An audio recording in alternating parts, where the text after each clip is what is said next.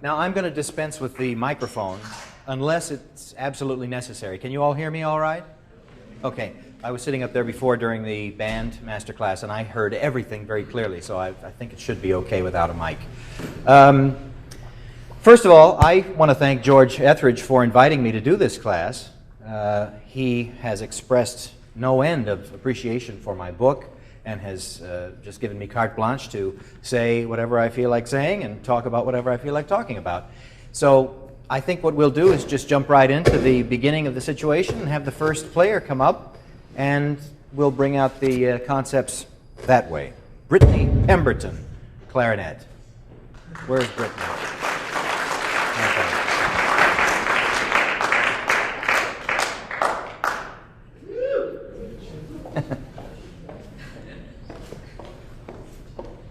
Thanks, Brittany. Thank you.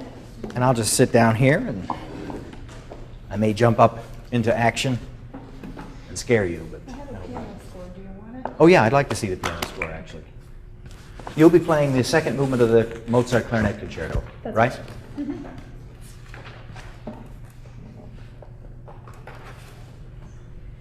Thank you very much.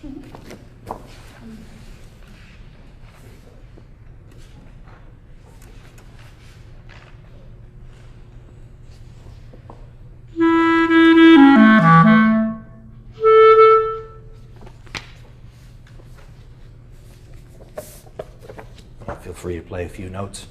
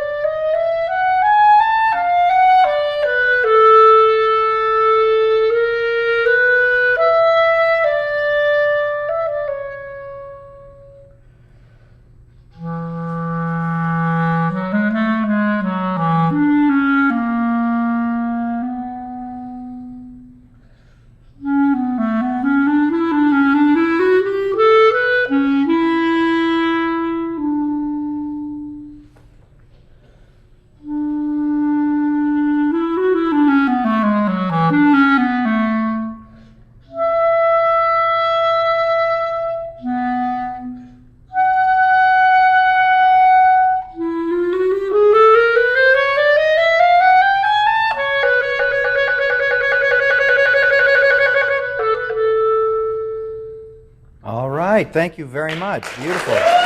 Beautiful job. Really a beautiful job.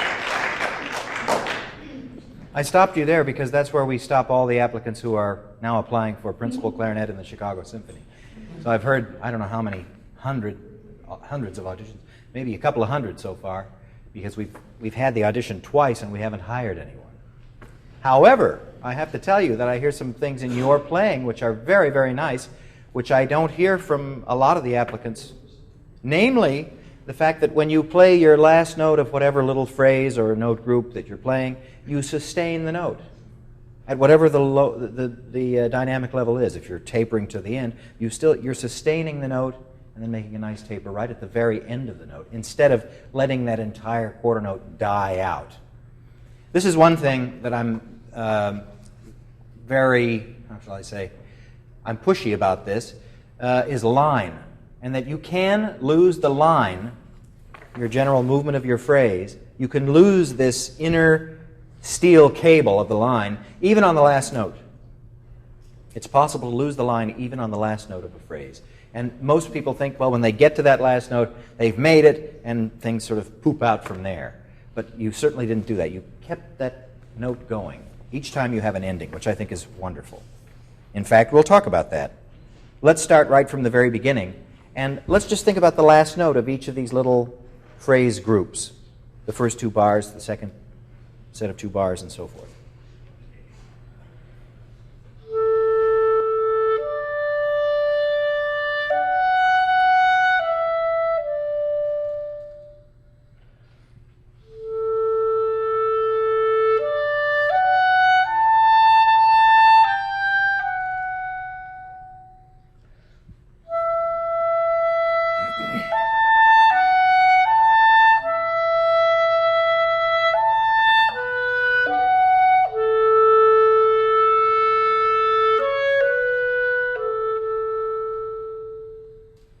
Very nice. So you understand what I'm talking about here on the last note of each group. I think it's beautiful what you're doing, really.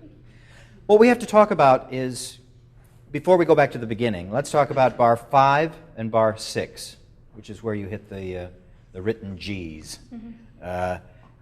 You see, we have repetition. In other words, you start each bar 5 and bar 6, with a G. I think that I should just explain at least my concept of repetition, which relates to how you would repeat yourself in daily life. In other words, the human nature of repetition.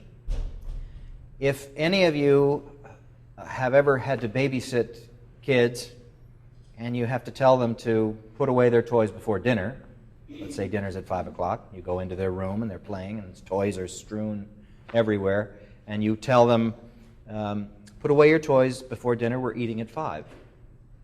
So this is maybe 15 minutes before 5. So you come back 5 minutes before 5, and you see they haven't done anything. You say, how would you repeat yourself? Louder.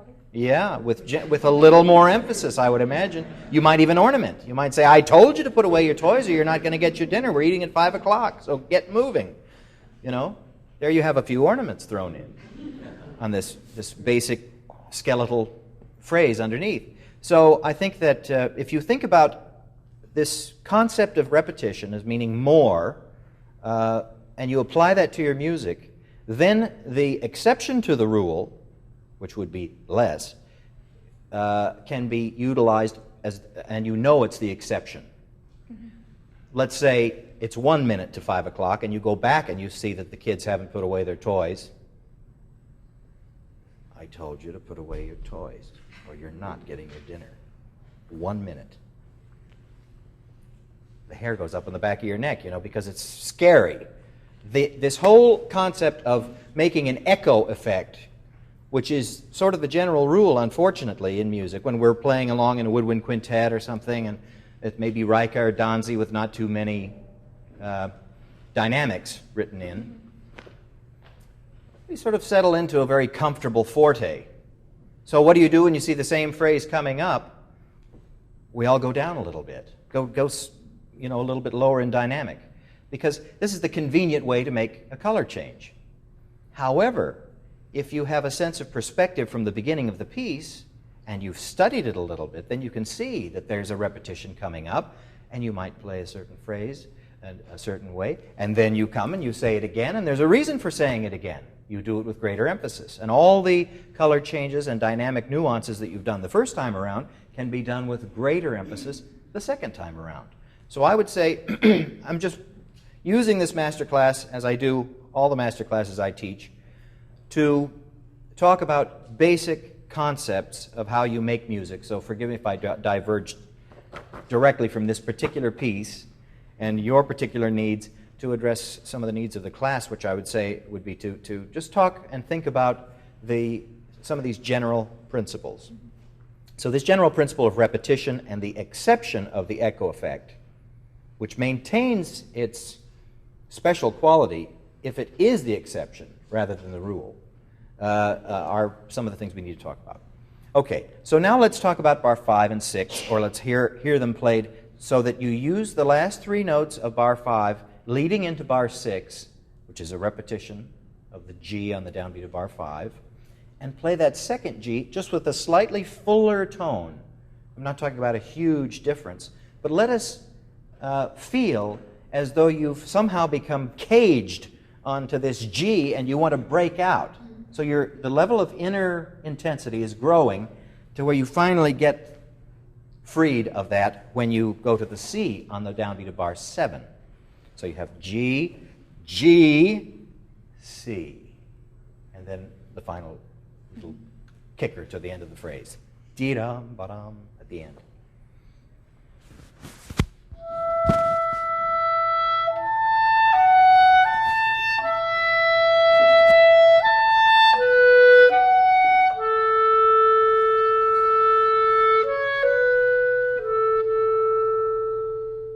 Right. Now we're starting at the end of this 8-bar phrase. Let's do this again, and I would like you to show me now. That's very good, the way you played the first G in relation to the second G, or maybe I should phrase it the other way, the way you played the second G in relation to the first G. However, there's a change that comes in the latter part of bar 6, note-wise, which is different from the last 3 eighth notes of bar 5. Dee, da, dee, da, dee. So it's really skeletally. Dee, dee, dee. Those high C's are really subservient somewhat to the A underneath. La, dee, ah, dee. And then you have a change. La, do. It goes all the way down to a D there. So for me, this change down to a D is very important. And then you go A, C. So I would lose intensity there. So you're building an intensity until you get to your D, and then this last note group, which is from A, C, brings you back down. So you give your little, as I called it, the kicker. T, D, D. And sustaining that last note. So let's try this again. So you're going to go to the D as a surprise. That D eighth note, using the C as a pickup. Of course, this is a very important interval as well because it's a seventh. And then you get your nice, beautiful sixth here. The A to the C should be more relaxed.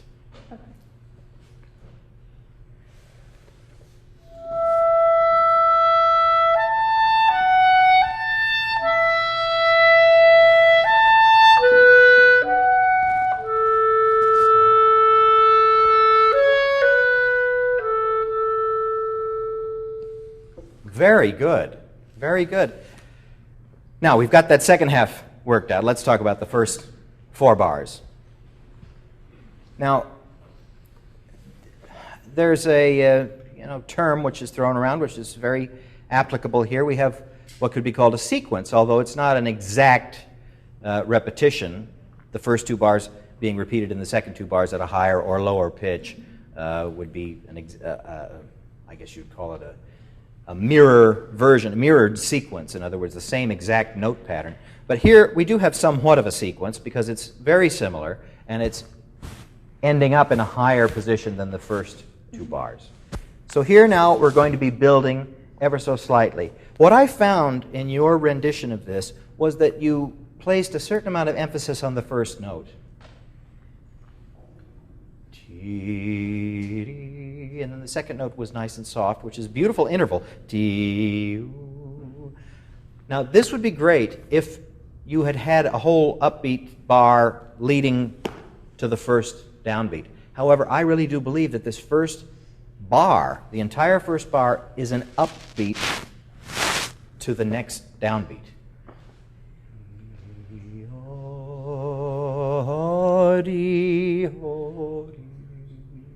And then sequence.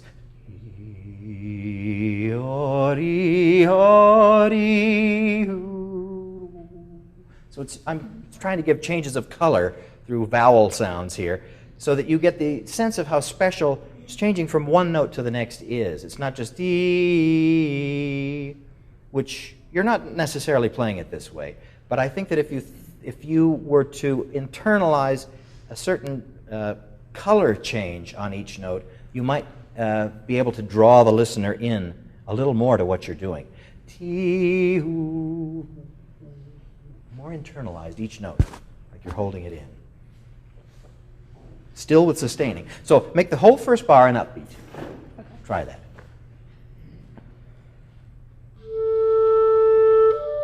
All right, I'll stop you here because there's one little subconscious, or maybe unconscious, I should say, thing that you're doing. You're inflecting with your body. Now, I'm going to diverge for wind players here and talk about this whole idea of when you do this, what happens physiologically. Any player who is going to move on a downbeat will get varying degrees of an unconscious accent simply by the fact that when you do this, there's a slight compression of the lungs. If you just stand quite still with your mouth open, let's say that the air pressure of your lungs and the outside air pressure is the same, and you slightly move forward, it's like a bellows, one of those things that keeps the oxygen going onto a flame to brighten the flame. You're going to get an unconscious accent on that first note. So I would suggest to you, if you're going to do anything in these first two bars, do it on the beginning of the second bar. And start from nothing. In other words, start from no movement. You just breathe in deeply, set your embouchure and your tongue, and then just release your tongue. And if you have inhaled properly, the reed will start vibrating. Okay? So let's try to just keep from moving at the beginning. And if you want to give a little inflection, do it on the downbeat of the second bar.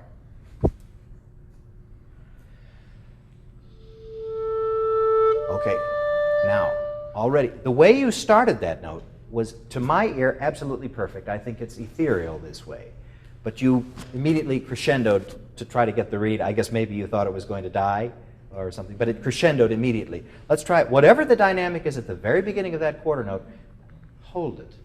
This is one area where I think performers get a little bit nervous when they start a note and they're afraid that maybe the note's going to die. They don't develop the ability to sustain the note at whatever the beginning dynamic was. Even if it's just for a short period. This is only one quarter note. It's not for a long time that I'm asking you to stay down low. But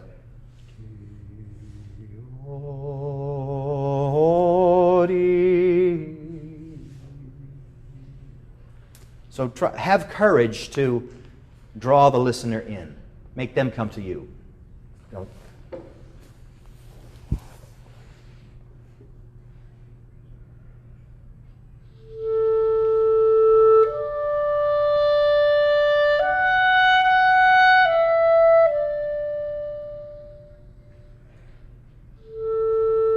This is more.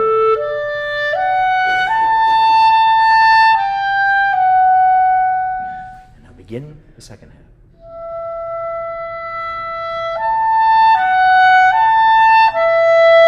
Seventh.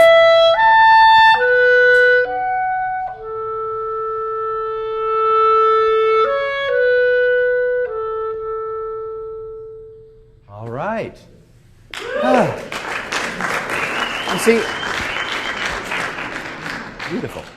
Really beautiful. Beautiful, beautiful playing, and you're responding quite well to my absurd demands. So thank you for that. I think that this demonstrates that what usually passes for very fine playing, and it is fine playing, can be intensified almost without limit through proper mental application.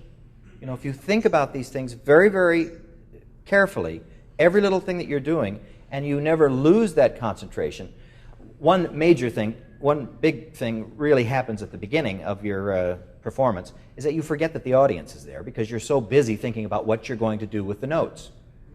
And this is one concept that I think is tremendously important, is that you lose your sense of nervousness if you're concentrating on what you're doing. There's really quite an uncomfortable feeling that sometimes arises in the audience member when he or she can sense that the performer is nervous. And I heard a little bit of shaking. There was a little bit of shaking there, which is perfectly normal, especially when you're playing for me. I know a lot of people get nervous when they play for me, and I wish they wouldn't. But it's perfectly natural and normal to feel this way. However, the human mind, although it can be aware of many things happening at once, like I can feel a little bit hot in this jacket, and I notice that the room echoes a little bit, or this chair is creaking, all this while I'm talking to you, you might notice many different things while you're playing. You can be aware of many things, but the human brain can only concentrate on one thing at a time, truly concentrate. There is such a thing as multitasking, but it's really where you do a lot of things fairly sloppily all at once. I think that the most valuable use of the human brain is when you are fully concentrating on one particular task. So let's hear this one more time, and I really want you to think about these various things we've talked about and draw the listener in, and then we'll call up the next performer. Okay?